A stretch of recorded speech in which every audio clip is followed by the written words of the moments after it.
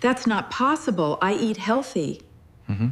And I use heart-healthy oil. Just because something is called heart healthy doesn't mean your heart agrees.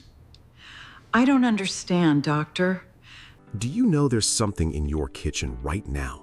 Not hidden, not rare, not expensive. It's sitting right there, on your counter, in your cabinet, maybe even the one you are reaching for right now. You've probably used it today. You trusted it. You might even feel proud using it, because somewhere along the line, you were told, hey, this is good for your heart. But what if I told you that the very thing you've been using to protect your health might quietly be working against you? Not in some dramatic overnight way. No, slowly, silently, over years. And the worst part? You didn't make a bad choice. You actually followed the advice. You read the labels. You did exactly what you were told to do. That's what makes this even dangerous, because when something feels healthy, you stop questioning it. Stay with me, because by the end of this, you're going to look at your kitchen very differently. And there's a high chance you'll walk in there, pick up that bottle, turn it around, and feel like you've been lied to. Let me tell you about Margaret. She's 68, a retired school teacher, the kind of woman who doesn't guess. She checks, reads labels, follows instructions. She believes in doing things properly. For over 30 years, Margaret made what she believed were the right choices. She stopped using butter to cut down fat. She switched to healthier options. And most importantly, she replaced her cooking oil with the one that had a heart symbol on the bottle. You've seen it. Bright label, friendly colors, big bold words, heart healthy, cholesterol free. It looked safe. It sounded safe. So she used it for everything. Breakfast, lunch, dinner. Every single day. So when her doctor looked at her results and said your inflammation is high, your heart risk markers are concerning, she was confused. Not a little confused, but deeply confused. Because in her mind, she had done everything right. She looked at him and said, that's not possible. I eat healthy, and I use heart-healthy oil. And that's when her doctor said something that stuck with her. Just because something is called heart-healthy doesn't mean your heart agrees. That moment, though, that's where everything changed. Now, here's the truth most people don't realize. Not all oils are the same, and the difference isn't small, it's massive. Think of it like this. Some oils are like fresh food. Others are like something that's been processed so heavily it barely resembles what it started as. And when you use them every day, that difference adds up. Over time, inside your body. Now, let's talk about the ones in your kitchen, which most people have as well.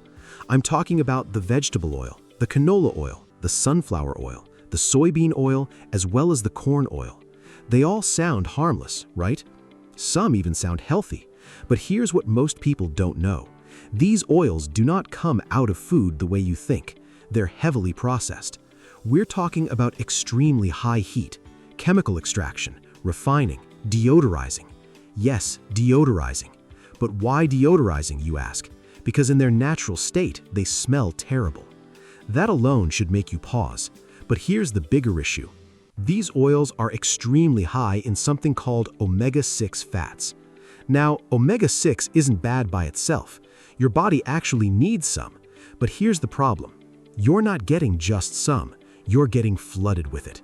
Every day from multiple sources. And when that balance gets thrown off, your body shifts into a state of constant low-level inflammation. Not pain you feel, but damage that builds quietly over time. And that inflammation, that's one of the biggest drivers of heart problems. The part most people never hear about is that when these oils are heated, that is, the frying, roasting, cooking, etc., they become unstable. They start to break down. And when they break down, they produce harmful compounds, something your body does not handle well. So now imagine this. You're cooking every day, using an oil that is already unbalanced. It gets heated, then breaks down into harmful compounds, and this becomes your daily routine.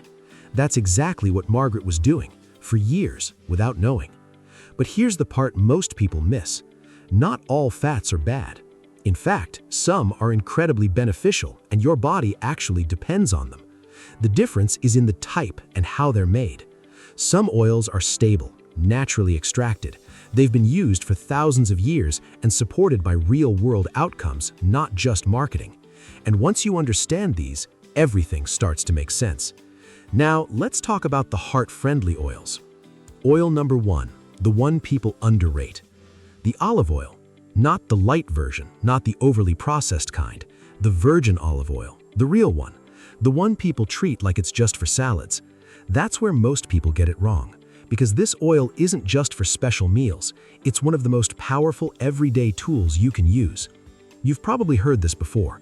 Don't cook with olive oil, it can't handle heat. That's one of the most persistent myths out there, and it's misleading. Because stability isn't just about smoke point, it's about how the oil behaves under heat. And olive oil, though, it holds up far better than people think. And why is this different? It's different because the extra virgin olive oil is minimally processed, naturally extracted, rich in stable fats, loaded with protective compounds, which means it doesn't break down easily, it doesn't trigger inflammation the same way, and it actually helps your body manage stress internally. Now, oil number 2 is the high heat game changer.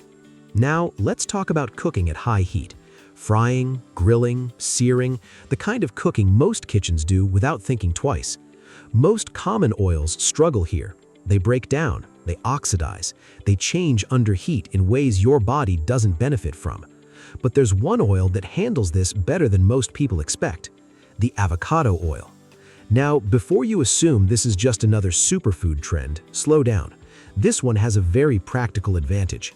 It stays stable at high temperatures, which means it can handle frying and searing without breaking down as quickly as many common cooking oils. And that matters, because stability under heat isn't a marketing idea, it's chemistry. And chemistry doesn't care about labels like healthy or natural, it just reacts. Avocado oil simply gives you a more stable option for those high heat moments. So instead of asking, what is the healthiest oil? A better question is, what oil is actually stable for how I cook? That shift alone changes everything. Oil number 3, the most misunderstood one. Now, we need to address something controversial. Few ingredients have been praised, attacked, defended, and debated as much as this one. Some people call it a superfood, others call it dangerous. So, what's the truth? It sits somewhere in between. This is the coconut oil. Coconut oil is a very high in saturated fat. That's the part most debates focus on. But not all saturated fats behave the same way. And coconut oil has a unique structure that makes it more stable under heat compared to many highly processed oils. The mistake most people make is that they either avoid coconut oil completely or they overuse it like it's a miracle solution. Both are extremes, and both miss the point. Coconut oil works best in specific situations: baking, light cooking, flavor enhancement, and traditional dishes. Not as the only oil in your kitchen, not as a replacement for everything else. Balance matters more than hype. It's about understanding how and when to use it. Oil number 4, the one people overlook completely. This is an oil that is much quieter: the flaxseed oil. Most people have heard of flax seeds, but very few actually use the oil. And that's a mistake, because this oil has something your body needs, but often doesn't get enough of: the omega-3 fats. Not the fish version, but the plant version. Now here's the important part. Flaxseed oil is not for cooking, not at all. Heat destroys it, so if you try to fry with it, you're missing the entire benefit. This oil works only one way: cold use. That's it. For example, stir into smoothies, mix into yogurt, drizzle over cooled meals, add to salad dressings. It's not about flavor, it's about function. Flaxseed oil helps bring balance back. Now, let's move to the walnut oil. This one is different, not because it's trendy, but because it's practical in a very specific way. Walnut oil is rich, nutty, and flavorful, but more importantly, it contains compounds that support vascular function, meaning how your blood flows through your body. That matters more than people realize, because heart health is not just about cholesterol numbers, it's also about circulation, how flexible your blood vessels are, how smoothly blood moves, and how much resistance your heart is working against. Walnut oil fits into that picture in a supportive way when used properly. Walnut oil is best used cold or lightly added after cooking, not heated aggressively. Think of it as a finishing oil. not a frying oil. Oil number 6. This one is from traditional kitchens, the red palm oil. Okay, this one requires me to make a distinction right at the top, because a lot of people conflate two very different products.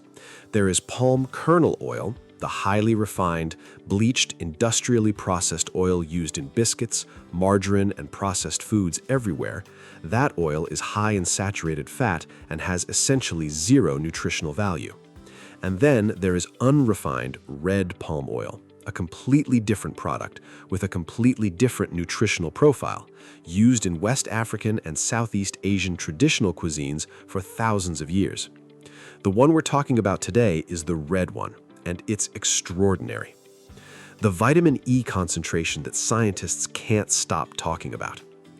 Unrefined red palm oil is one of the richest natural sources of vitamin E on Earth, specifically a form called tocotrienols.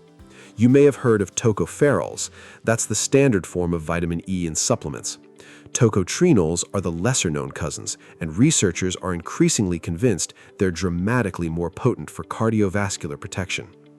A review published in Nutrition and Metabolism found that tocotrienols from palm oil may actually help reverse arterial plaque buildup, a process called atherosclerosis regression, which is considered extremely difficult to achieve through diet.